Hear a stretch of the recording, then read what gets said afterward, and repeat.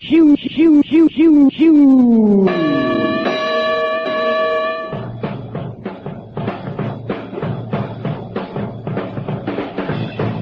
Hey, sports pigs, it's feeding time with Jim Rome on Extra Sports 690. Camp Pendleton, Julius. You're on Extra Sports 690. Yeah, well, Jim, I want to get off a blast first on the fans of L.A. first, not L.A., just Southern California.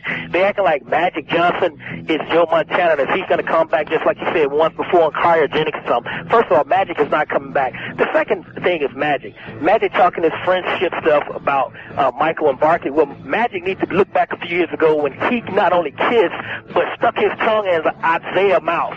The other thing is, I'm sick of Magic. He's getting just like the fans out here. He's talking about the Bulls, they couldn't have beat Boston and all this and that. Who cares? Who cares about that? As long as they win. That's the only thing we need, the scoreboard. Like you always say, the scoreboard is the only thing that counts. Who cares about who they couldn't have beat? First of all, they beat Magic's team. Okay, the other thing is Magic. He's the elevator man. First of all, him and Michael, I guess they got this thing going on. Who can three-peat first? Magic tried. He couldn't do it. So what he tried to do, he screwed 6 women, make love in the elevator. Michael said, well, I'm going to top that. I'm not only going to three-peat in the same year, but I'm going to get sued by a man and lose $1 million on the golf course at the same time. Top that, Magic.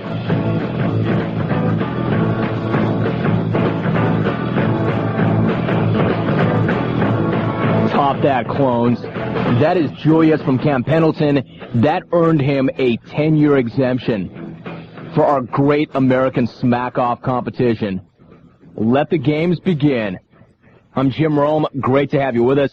The day you've all been waiting for, the great American smack-off. Right now, as I look at our screen, the callers look like this, in no particular order. Doc Mike, Lance and LaCosta, Ross in Pacific Beach, Stephen Loyola, I should say, David in Poway, and Raider Mike in Wichita Falls. I mean, it is a murderer's row. It's incredible. Let me be the first to wish you an epic Friday. The day has arrived. Today, the jungle's finest will go after the most coveted and respected honor in the jungle, the title of King of Smack. We are going to have our first annual Great American Smack-Off. It's going to represent the single greatest day in the history of the jungle. It's a jungle that started in Santa Barbara, came to San Diego in the form of a Scrub Saturday show. It carried into the night show on Extra Sports 690. Actually, the only thing better than having me on the air was getting Larry King off the air. Buffalo, hello. No, I don't read the books of the people I interview. Why the hell would I do something like that? Yes, I only knew my wife a week before I married her. And no, I did not get Angie Dickinson drunk before she agreed to marry me. Larry, you're out. It's the best thing about the jungle. I got Larry King off the air in L.A. Anyway, the jungle moved to the night show and then on to the midday program where we are right now. The jungle has become syndicated with affiliates in Denver, Las Vegas, and Albuquerque. And we're adding a new affiliate Monday. The new affiliate Monday is Rochester, New York. We have an East Coast syndicate. Look forward to that. Rochester, New York makes its debut in the jungle on Monday. More on that later. The point of the chronology. I'm here to tell you, this is going to be the single greatest day we've ever had. Now, typically, every show has a few good callers. Unfortunately, with those few good calls come plenty of bad calls. Now, there's not much I can do about it. Believe me, I've given it plenty of thought. But we figured out a way to remedy this situation for at least one day. We're letting only the legends in this afternoon. Only the people with game, brains, and heart. The Great American Smack-Off includes participants who were selected. Only selected. It's like the NCAA tournament. A lot of you think you should be included, but it's only the best that get a chance to compete for the ultimate prize. The difference, though, between the Smack-Off and the tournament is that there will be no Florida internationals in the jungle today. The only rule for the Smack-Off is that there are no rules. There are a few parameters. The host will make the ultimate decision on who wins. Outcome of the contest, contrary to popular opinion, has not been predetermined. I couldn't fix this thing. None of you clones have any money anyway. Now, you may be invited, but if you're on the list and we get behind and you don't get on the air for whatever reason, that's your problem, not mine. It's a jungle. Find a way to get in. The topic is entirely up to you. It can be sports-related or jungle-related. Length of calls will be determined by content, same as any other day. If it's good, you'll be allowed to continue. If not, the vine will get cut, and you probably would have deserved it anyway. The winner will be the jungle's official King of Smack for 1 year, until the next contest comes around, either way. It could be a biannual event, we don't know yet. That's pretty much it. The day we've all been waiting for has arrived. Let the smack fly, and may the best smacker get off the most epic scud the jungle has ever seen or heard. Good luck. A couple of other key points quickly before we get started. Celebrity picks, in case you forgot. Mike Piazza takes Ira Craig. Mark Grace takes the Marapawe, David. Mark Grace is trying to come in and smack today. He has a ball game. Charlie Simmer took JT the Brick. Other people that were trying to get to come in addition to Mark Grace, the HUD man, Rex Hudler, our good pal, the Rocket, Steve Hendrickson, wants to be a part of the smack-off. We'll try and set him up. Jim Lampley wants to get off a scud. We may get Lamps in for the smack-off. And if there's anybody else who wants in, who's of the celebrity variety, maybe we can get them a special exemption at the last second. I can't promise you anything. All right, in case you people don't know, here are your phone numbers. It's toll-free across America. Now, Vegas, Albuquerque, Denver, I want you people listening. This is part of the reason we're doing this. These are the sort of calls that you should aspire to. Listen up. Rochester misses out, but we'll get them in on Monday. The number is toll-free across America. 800-776-1690. We have a San Diego phone line in case that line's busy that you can use. 296-1690. 619 area code.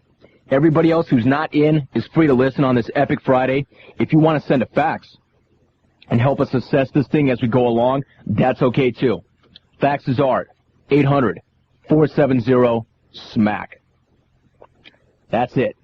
We'll get you some sports news as it breaks. It's still a talk show, but the smack-off is about ready to begin. In fact, what do you say we get a phone call in this segment, officially break the ice? Now, this guy has to come first because it's a Friday tradition. But I will say this. You know my philosophy on boat races.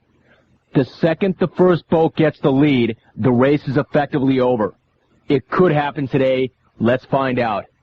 The first ever call in the first ever Great American Smack-Off. The odds-on favorite to win this thing, Doc Mike in Downey. Mike, great to have you on the Smack-Off. Great to be here, and let's hope it's more like sailing and less like figure skating, where the first skater might as well just go hang herself off the side of the rink when it's done, because there's no way in hell she's ever going to take it. So, first of all, Jim, I got a fax this morning myself, and I can't believe that Fritz Quint wrote that the Great American Smack-Off might be just another dumb promotion. Might be. I'm insulted. Hell yes, Fritz is another dumb promotion. I mean, this is sports radio, Jim. I don't exactly think the Nobel Committee's listening in, but you just mentioned all the bad calls right there in the open. And let me get this great day off to an appropriately bitter start by thanking, and I mean sincerely thanking, all the weak callers with absolutely no game at all. And I think they know who they are, but without them, us legends really wouldn't be legends. And with all the daily pathetic smack we hear would come through all the time, it would be hard to judge greatness. So I want to encourage you guys to keep your weak calls coming. Just not today, of course. It's off limits today.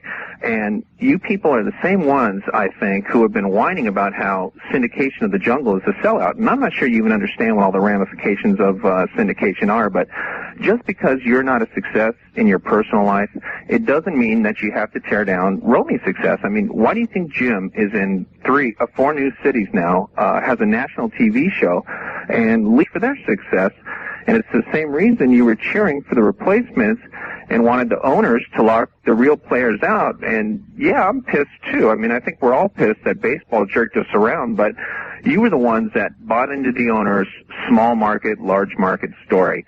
Now, personally, I think we should change the term small market to small-minded, and it's hilarious. I mean, all of a sudden, the Padres are being called the prototype post-strike team, but only because they held their fire sale like 2 years before the swap meets of today. But I don't even think they're the dumbest clone in the jungle. And Jim, I won't mention any names because I don't want to embarrass Husto, but I don't even think the dumbest can avoid the fact that baseball is a business first and America's pastime secondly. And trust me, a baseball team with the right management in the right market is still a great investment today. And if Pittsburgh or Montreal can't support a team, hey, move the damn thing. I mean, nowhere in the Constitution does it say that Pittsburgh is required to have a baseball team. Hell, it's been there for the last 100 years. Stick it somewhere else for the next 100. And by the way, I don't know if any of you clones noticed that once the owners stopped crying poverty for about 5 minutes, they stopped just long enough to take $260 million from 2 new expansion teams. And I mean, if these guys, the owners, really cared about the well-being of baseball, why not drop 2 straggling small market teams into those same cities? Well, just because the owners would be out about $260 million that way. And face it, scrubs, the owners are way more addicted to cash than the players are. And for all our new syndicated, soon-to-be clones listening today, here's a test. If you're writing this down right now and planning on using it in a fax next week, I've got bad news. You've already got the disease. And do this today. Listen to the legends and learn. But just as important as listening to what's being said, listen to what's not being said. You're not going to hear a bunch of people screaming good night now, and you're not going to hear a needless regurgitation of the jungle glossary. Make it from the heart. Get it to your brain before it gets to your mouth, and let it rip late. All right, the first scud of the day, Doc Mike. Did he lay down the gauntlet? Could he win this thing on the first call? We'll find out. I need a break. Good job, Mike. Good to have you. The Smack Off is on. We'll come back. More calls next. Great to be with you. It's Epic Friday. You're in the jungle. Stay with us.